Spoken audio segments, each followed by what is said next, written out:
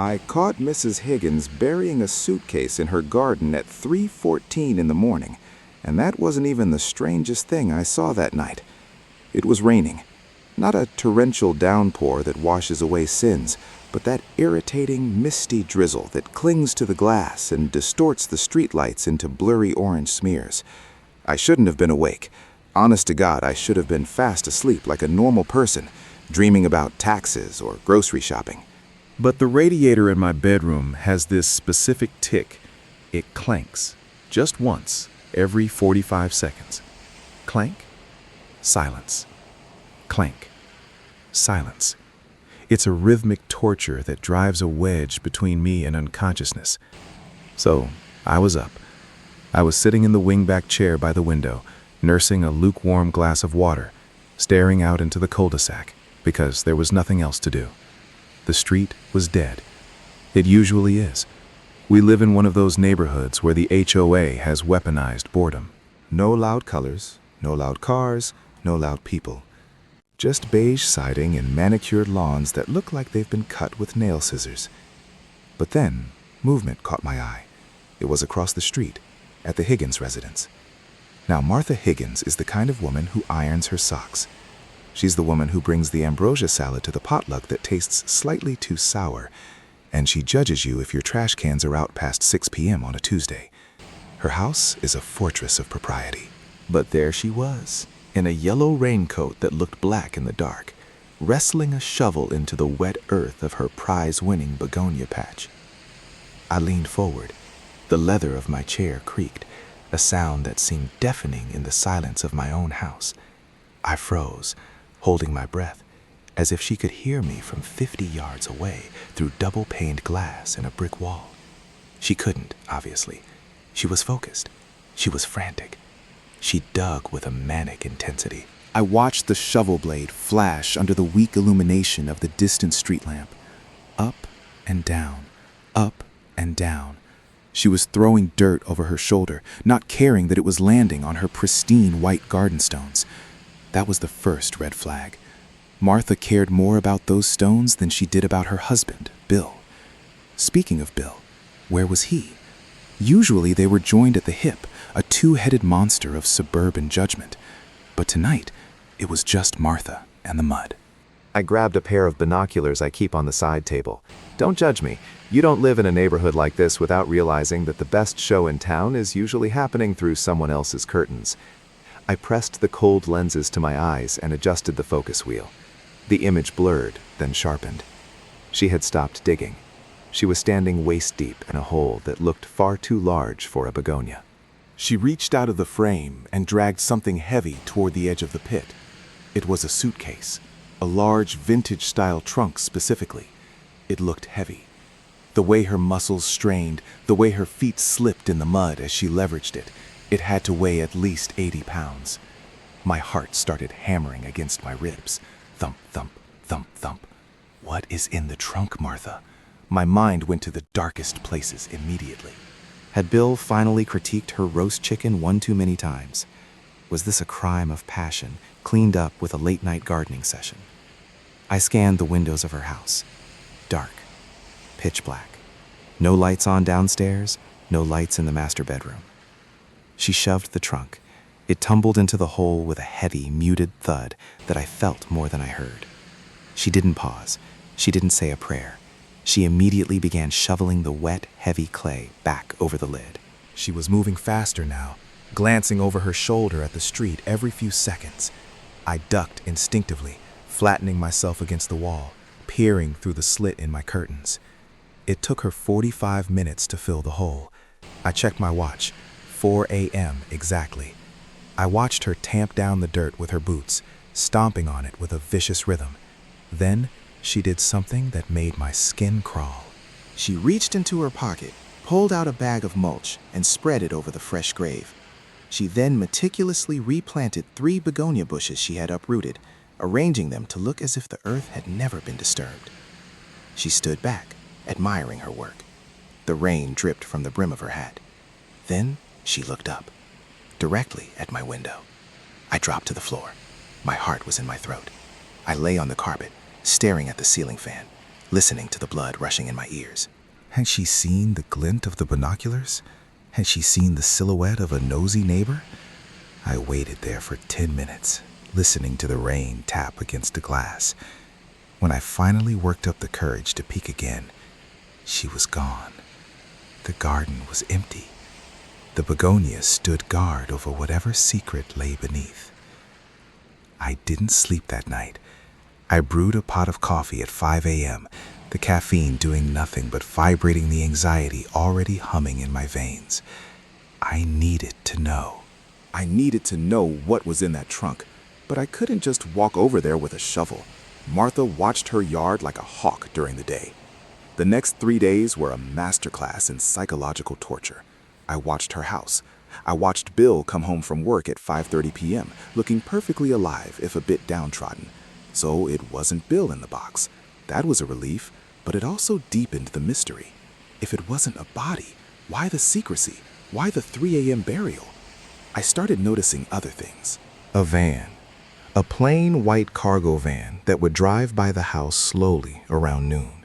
It never stopped, just slowed down, then sped up. And the trash. Martha usually put out exactly 2 bags of trash, tied with white ribbon. Yes, ribbon.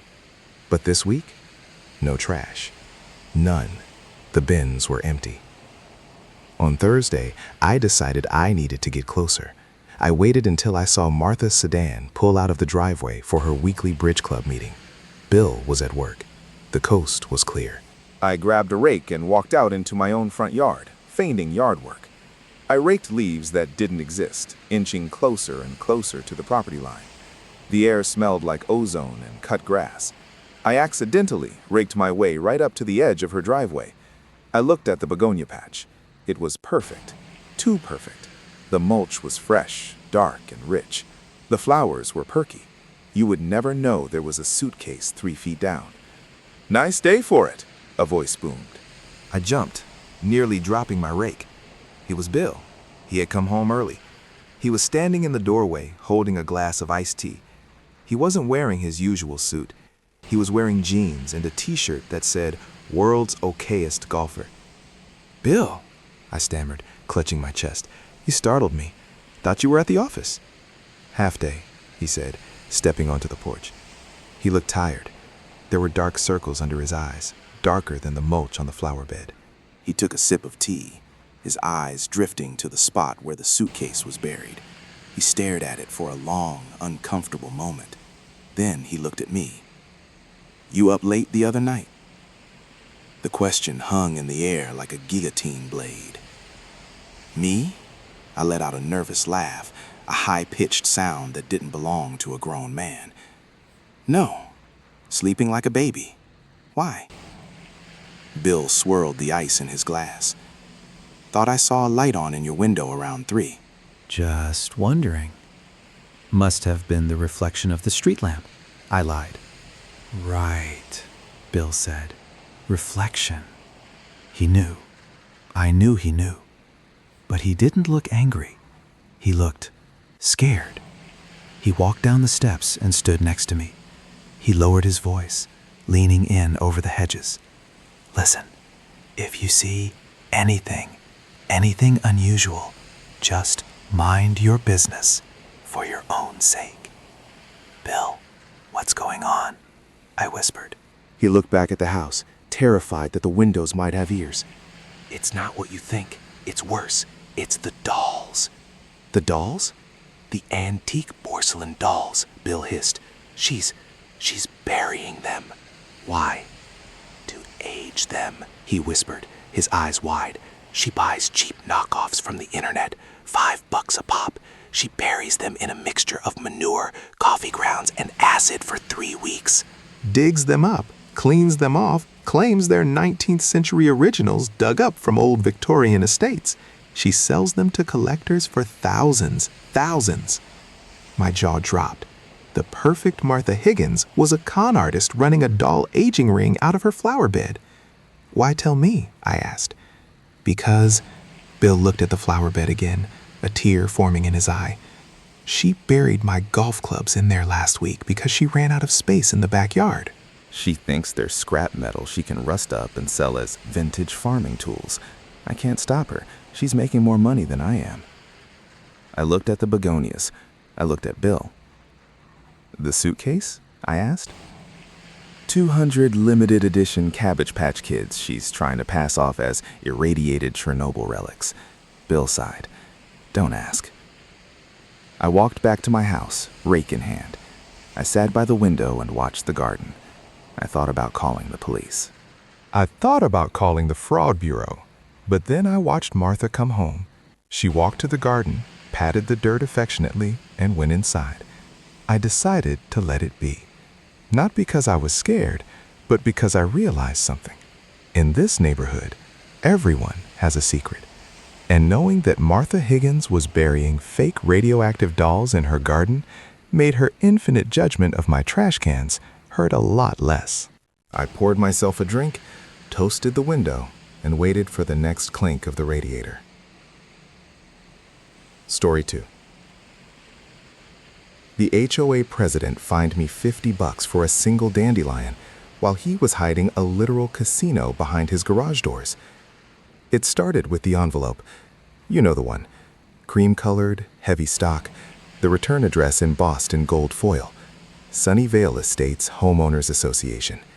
It sat in my mailbox like a coiled viper. I pulled it out, feeling the texture of the paper, knowing before I even opened it that my day was ruined.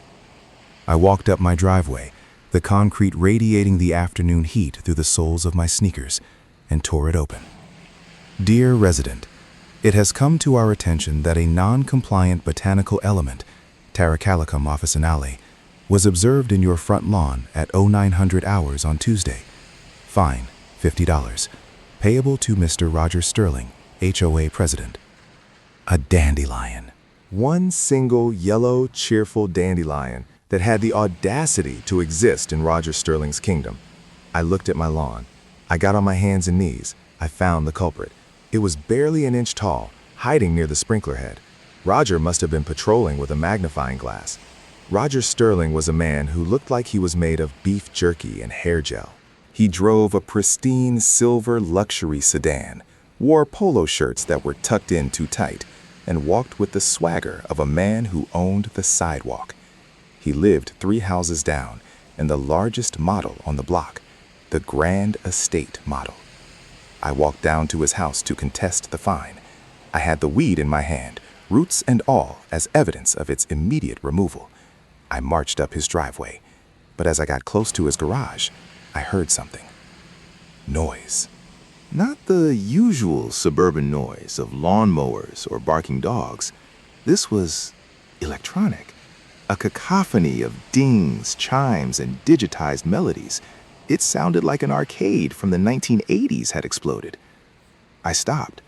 The sound was coming from inside his 3-car garage. The doors were closed, but the heavy bass of the sound effects vibrated through the metal. Ding, ding, ding! Jackpot! A mechanical voice rang out, muffled but distinct. I froze. Roger didn't have kids. He didn't have grandkids. Why did his garage sound like the Las Vegas Strip on a Saturday night? I rang the doorbell. The noise inside the garage cut out instantly. Silence slammed down on the property. It took 3 minutes for Roger to answer the door. He looked flushed, sweaty. His polo shirt was unbuttoned at the top, and he smelled like stale cigarette smoke and cheap cologne. What? He barked, blocking the doorway with his body. Roger, about this fine, I started, holding up the dead dandelion. Pay it or put a lien on your house. Read the bylaws, he snapped, his eyes darting over my shoulder to the street. Now get off my porch. He slammed the door in my face. The lock clicked, then the deadbolt, then a chain. I stood there, staring at the wood grain. I knew that smell. Cigarette smoke. Roger was the one who proposed the strict no smoking within 500 feet of a residence rule at the last meeting. Hypocrisy is one thing, but this was something else. I went home, but I didn't let it go. I became a bird watcher, a Roger watcher. My study overlooks the street, giving me a perfect line of sight to his driveway. I set up a camera. I started a logbook. Friday, 9 p.m. 3 cars arrive. A Lexus, a BMW, and a beat-up Honda Civic. They park on the street, not in the driveway. The drivers walk quickly to the side door of the garage. Roger lets them in. Friday, 11:30 p.m. 2 more cars. These people look intense. Sunglasses at night. They carry briefcases. Saturday, 2 a.m. The side door opens. A man stumbles out, looking devastated. He kicks the tire of his car, screams into the night sky, and drives away. Roger was running a gambling den. It was the only explanation. I needed proof. The next Tuesday, the neighborhood trash pickup day, I waited until 4 a.m. I dressed in black. Yes, I know how cliché that is, but what else do you wear to raid a neighbor's garbage? I crept down the street, sticking to the shadows of the cherry blossom trees. The air was cool and damp.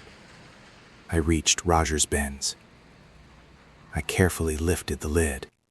The smell hit me, stale beer and ash. I clicked on my small pen light. The bin was filled with black contractor bags. I sliced one open with a pocket knife. Red Solo cups, hundreds of cigarette butts, and lottery tickets. No, not lottery tickets. I pulled out a handful of colorful paper slips. They were homemade betting slips. Race 4, Fluffy versus the Destroyer. Odds 3-1. Fluffy? The Destroyer? What kind of horses were these? I dug deeper. I found a torn flyer.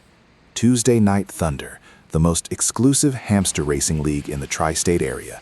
Minimum buy-in, $500. I nearly dropped the flashlight. Hamster racing. The man was running a high-stakes illegal hamster racing ring in his garage. It was so absurd I almost laughed out loud, but I caught myself. This was serious. This was my leverage. The following Friday was race night. I could tell because Roger had put out orange cones to reserve street parking. Another violation of his own bylaws, I might add. I formulated a plan. I wasn't going to call the cops. The cops would just shut him down. I wanted to destroy him. I wanted to dismantle his ego. I went to the pet store. I bought the biggest, meanest-looking hamster they had, a Syrian hamster with a missing patch of fur and a look in his eye that said he had nothing to lose. I named him the Dandelion. I put the Dandelion in a travel carrier. I put on a pair of sunglasses and a hat. I grabbed a wad of cash from my emergency savings. I walked down to Roger's house at 10 p.m. I knocked on the side garage door. A slot slid open. Eyes peered out. "Who sent you?" a voice grunted. "I heard the Destroyer is looking for a challenge," I said, trying to sound tough. The door opened. I stepped inside. The door opened. I stepped inside. The garage was unrecognizable. Black velvet curtains covered the walls. A massive, intricate plastic track system was set up in the center on plywood tables. It had loops, tunnels, and hazards. There were about 20 people huddled around, holding drinks and waving cash. Smoke hung thick in the air. And there was Roger. He was wearing a tuxedo jacket with gym shorts. He was holding a microphone. "Ladies and gentlemen, place your bets," Roger boomed. He saw me. His face went pale. He dropped the mic. It squealed with feedback. The room went silent. "You," Roger whispered, "you're not a member." "I'm here to race," I said, setting the carrier on the table. "If I win, you tear up every fine you've ever issued me, and you resign as president." The crowd murmured. They loved the drama. Degenerate gamblers always love a long shot. "And if you lose," Roger sneered, regaining his composure, "if the Destroyer wins, I pay double the fines. And I mow your lawn for a year." Roger grinned, a shark-like grin. "Deal." He brought out the Destroyer. It was a monster of a rodent, pumped up on high-quality pellets and rage. My hamster, the Dandelion, looked small and confused. They placed them in the starting gates. The tension in the room was palpable. I could smell the sweat and the desperation. 3, 2, 1, go! The gates opened. The Destroyer shot out like a cannonball. He was fast, but he was reckless. He hit the first turn too hard and spun out. The dandelion? He was slow. He waddled. He stopped to sniff the plastic wall. "Move," I whispered. The destroyer recovered. He was gaining. The crowd screamed. Money changed hands. The plastic tubes rattled as the rodents thundered, scuttled through them. They reached the loop-de-loop. The destroyer hesitated. He looked at the steep incline. The dandelion didn't know fear, mostly because he didn't know anything. He just kept walking. He walked right past the frozen champion. He crested the hill. He slid down the other side. He crossed the finish line. Silence. Then, chaos. People were cheering, people were groaning. Roger looked like he was going to vomit. I walked over to him. I held out my hand. "The resignation," I said, in writing, "tomorrow." Roger slumped against the felt table. His empire had crumbled at the paws of a hamster named after a weed. He resigned the next day, citing health reasons. The fine stopped. The gambling ring vanished, but every now and then, when I'm gardening and I see a dandelion, I don't pull it. I leave it there, a little yellow monument to justice. And I swear, sometimes, when the wind blows through the grass, I can still hear the faint sound of Roger Sterling weeping in his garage. Story 3. My neighbor claimed he was a billionaire tech mogul working from home, until I caught him stealing my electricity with a 50-foot extension cord. The house next door, 42 Oak Street, had been empty for 2 years. It was a nice place, a mid-century modern with big glass windows and a flat roof, but it had a damp smell and a reputation for bad plumbing. Then, he moved in. Julian Thorne. That was the name on the mailbox, written in calligraphy. Julian was a character. He introduced himself the day he moved in. He didn't walk, he glided. He wore a turtleneck in July. He had wire-rimmed glasses and hair that defied gravity. "I'm in data," he told me, shaking my hand with a grip that was surprisingly limp. "Cloud architecture, high-level stuff. I need peace and quiet. The servers, they're sensitive." "Servers?" I asked, looking at his moving truck. It was a U-Haul, but he had taped a piece of paper over the logo that said Thorne Logistics. "Proprietary hardware," he winked. "I'm disrupting the industry. You'll read about it in Forbes next month." I was impressed, or I was supposed to be. Julian played the part well. Every morning, he would stand on his porch in a silk robe, shouting into a Bluetooth headset. "Sell. No, hold. I said 40 million, not 14. Are you incompetent?" He wanted the whole street to know he was moving mountains. But then the anomaly started. It began with the noise. Not server noise, not the hum of high-tech cooling fans. It was a generator, a gas-powered generator, sputtering and coughing in his backyard at all hours. Why would a tech mogul with sensitive equipment rely on a dirty, unstable generator? "Power grid fluctuations," Julian explained when I asked him over the fence. He was drinking champagne out of a coffee mug. "The local voltage is too dirty for my quantum processors. I have to create my own clean cycle." "Right," I said. "Quantum processors." I went inside and Googled Julian Thorne. Nothing.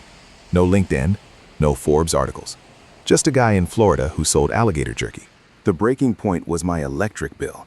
I opened the email and nearly choked on my oatmeal. $600. $600. My usual bill was $120. I live alone. I keep the thermostat at 74. I turn off the lights. I called the power company. They sent a guy out. He checked the meter. "Everything looks normal," he said, scratching his head. "You running a grow-up in the basement?" "No," I shouted. "Well, you're using the juice," he shrugged and drove off. I became obsessed. I started unplugging everything in my house before I went to bed. The fridge, the microwave, the router. I would lie in the dark, sweating, imagining my dollars flowing through the copper wires. One night, around 2 a.m., I heard a rustling in the bushes between our houses. My side yard is a jungle of overgrown azaleas that have been meaning to trim for a decade. I crept to the window. There was Julian.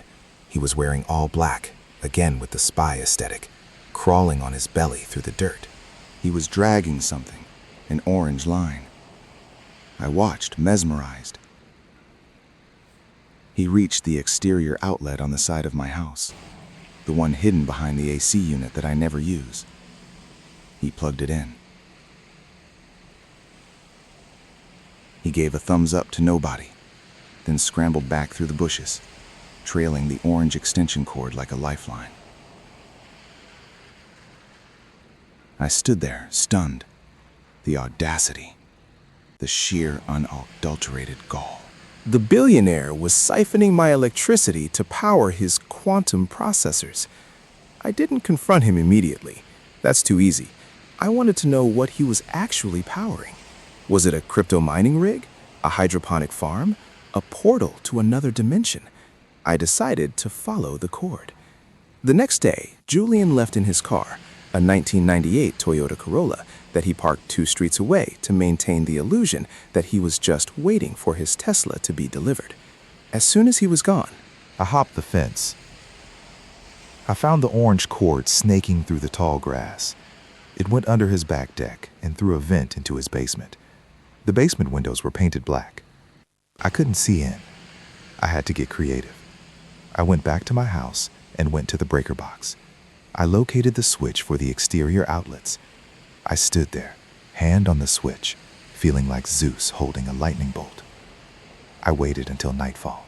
I waited until I saw the blue flicker of screens illuminating the cracks in Julian's painted windows. He was home. He was working. I flipped the switch. Click. No! The scream from next door was primal. It was the sound of a man watching his soul leave his body. I ran to the window. The lights in Julian's house were out. Well, the ones he was stealing were. Then I heard a door slam. Julian ran out into his backyard, holding a flashlight, frantically checking the connection. "Hello, Julian," I said. I was standing on my side of the fence, holding a pair of hedge clippers. He froze. The beam of his flashlight hit my face. He looked like a deer in headlights, if the deer was wearing a fake Rolex. The grid," he stammered. "The grid went down." "My grid went down," I corrected him, "because I turned it off." He slumped. The billionaire posture evaporated. He looked small. "Please," he whispered. "Please don't call the cops." "What are you doing in there, Julian? Mining Bitcoin? Hacking the Pentagon?" He sighed, a long, deflating sound. I'm a gamer." "What?" "I'm a professional streamer," he confessed, looking at his shoes. "Or I'm trying to be. I play World of Elves 18 hours a day. I have 6 monitors, 3 gaming PCs, a mini fridge, and an AC unit because the servers get hot. I can't afford the electric bill. I spent all my money on the graphics cards." I stared at him. "You're stealing $600 of electricity a month to play World of Elves?" "I'm ranked 4th in the region," he pleaded. "I was in the middle of a raid. My guild needs me." "Your guild?" I laughed. It was a cold, hard laugh. "Julian, you owe me $2,000. I can pay you in in-game currency, gold coins."